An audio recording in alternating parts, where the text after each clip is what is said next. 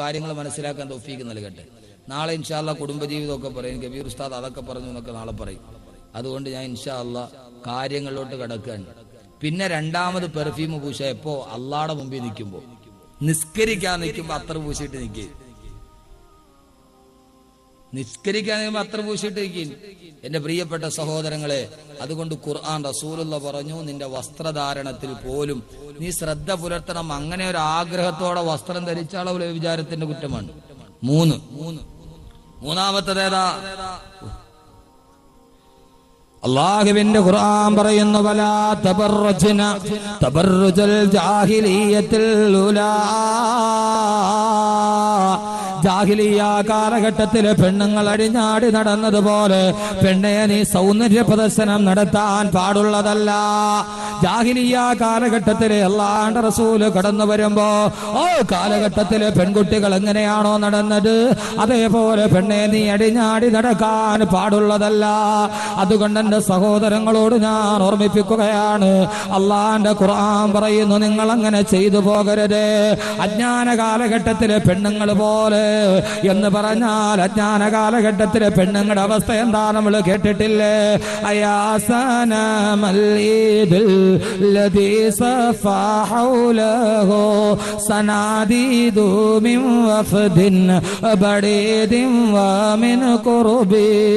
പെരുന്നാളിന് ദിനം തന്നിൽ തകർനാടും ബിംബമേ, തകർനാടും ബിംബമേ. പെരുന്നാൾ ദിവസമായി കഴിഞ്ഞാൽ വിഗ്രഹങ്ങളുടെ ചുറ്റും വന്നിട്ട് ഉടുതുണി വലിച്ചെറിയുന്ന അവസ്ഥയാണ് അജ്ഞാന കാലഘട്ടത്തിൽ ഉണ്ടായിരുന്നെങ്കിൽ അള്ളാന്റെ ഖുർആൻ പറയുന്നു, നിന്റെ വസ്ത്രവിധാരണത്തിൽ ശ്രദ്ധിക്കണേ. ഇതുമായി ബന്ധപ്പെട്ട് ഞാൻ എന്റെ ഒരൊറ്റ സഹോദരിമാരോട് പറയുകയാണ്. അറിയുമല്ലോ, പ്രവാചകൻ നബി മുഹമ്മദ് മുസ്തഫ അള്ളാന്റെ റസൂല് മിഅ്റാജിന്റെ യാത്ര കഴിഞ്ഞ് തിരിച്ചു വരുമ്പോ റസൂലുള്ളാഹിനെ കാണാൻ അലി ഇബ്നു അബീ താലിബ് റളിയല്ലാഹു അൻഹു റസൂലുള്ളാഹിന്റെ വീട്ടിലെത്തുമ്പോഴേ ഒരു വല്ലാത്ത പൊട്ടിക്കരച്ചിൽ കേൾക്കാം. ആ സമയത്ത് ബഹുമാനപ്പെട്ട റസൂലുള്ളാഹി തന്റെ കാൽമുട്ടുകൾക്കിടയിലേക്ക് മുഖം പൂഴ്ത്തി വെച്ച് പൊട്ടിക്കരയുകയാണ്. അലി റളിയല്ലാഹു തആല അൻഹു ചോദിച്ചു, അത്രേ ഫിദാക അബീ വ ഉമ്മി യാ റസൂലല്ലാഹ് മല്ലദീ അബ്കാക യാ റസൂലല്ലാഹ്. എന്റെ മാതാവിനെക്കാളും എന്റെ പിതാവിനെക്കാളും ഞാൻ സ്നേഹിച്ച നബിയെ, മല്ലദീ അബ്കാക യാ റസൂലല്ലാഹ്, എന്താ നബിയെ കരയുന്നതെന്ന് ചോദിക്കുമ്പോ അള്ളാന്റെ റസൂല് പറഞ്ഞ മറുപടി എന്താണെന്നറിയുമോ? റസൂലുള്ള പറയുന്നു, അലിയെ എങ്ങനെയാണ് കരയാതിരിക്കുക? ഇന്നലെ പാതിരാത്രി ഉമ്മഹാനി റളിയല്ലാഹു അൻഹയുടെ വീട്ടിൽ കിടന്നുറങ്ങുമ്പോ ജിബ്രീൽ വന്നിട്ട് എന്നെ മിഅ്റാജിന്റെ യാത്ര കൊണ്ടുപോയി. സപ്തവാനങ്ങളും താണ്ടി കിടന്ന് അള്ളാന്റെ മുമ്പിലെത്തി. അവിടെ ചെന്ന് ഞാൻ ഇത്തലഅത്തുൽ ജന്നത വന്നാർ, സ്വർഗവും നരകവും കണ്ടുപോയി. അലിയേ, ഇത്തലഅതു ഫിൽ ജന്നതി അക്സറു മിൻ ഉമ്മതി അൽ ഫുഖറാ.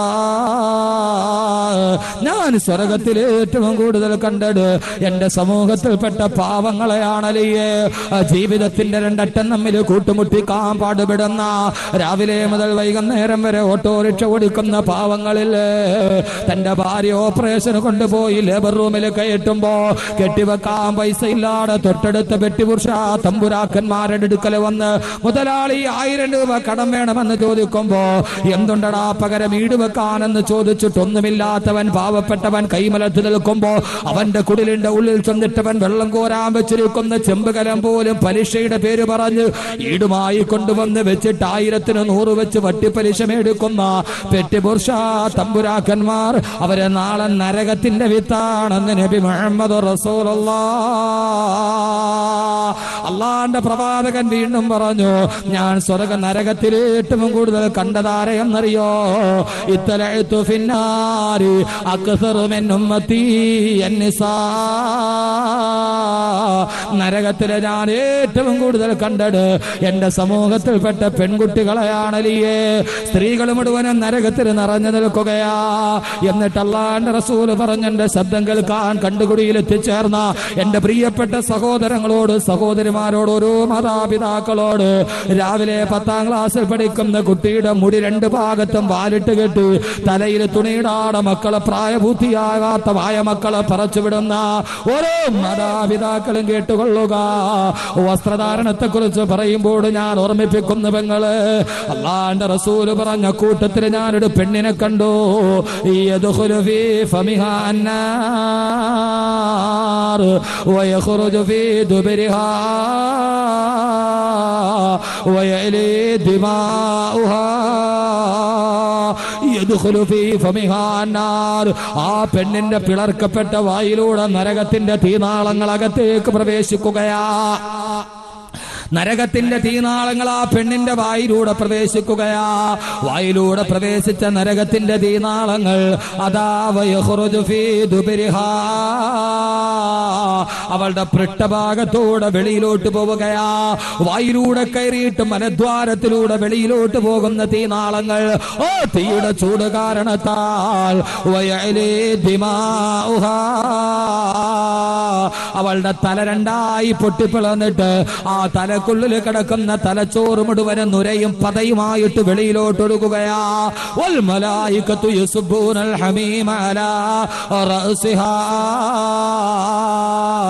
മലക്കുകൾ തിളച്ചു മറിയുന്ന ചീഞ്ചലം അവളുടെ മുഖത്തോട്ട് കോരിയൊടുക്കുമ്പോ അവളുടെ മുഖത്തെ മാംസം മുഴുവനും ഉരുകി ഉരുകി താഴോട്ട് വീണിട്ട് എല്ലുകൾ മാത്രം പ്രത്യക്ഷപ്പെടുകയാ.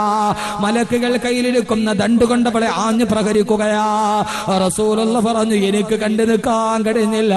വായിലൂടെ കയറിയ തീനാളങ്ങൾ പൃഷ്ഠഭാഗത്തൂടെ വെളിയിലോട്ട് പോകുമ്പോ റസൂലുള്ള ചോദിച്ചു, ജിബ്രീല് എന്ത് തെറ്റ് ചെയ്തിട്ടാ ഈ പെണ്ണിനെ ഇത്രയേറെ ശിക്ഷിക്കുന്നതെന്ന് ചോദിക്കുമ്പോ ഖുർആനിലെ സ്ത്രീയുടെ ആദ്യ ഭാഗം മാത്രം ഞാൻ പറയുമ്പോൾ ഓർത്തുകൊണ്ടിന്ന് തിരിച്ചു പോകണേ.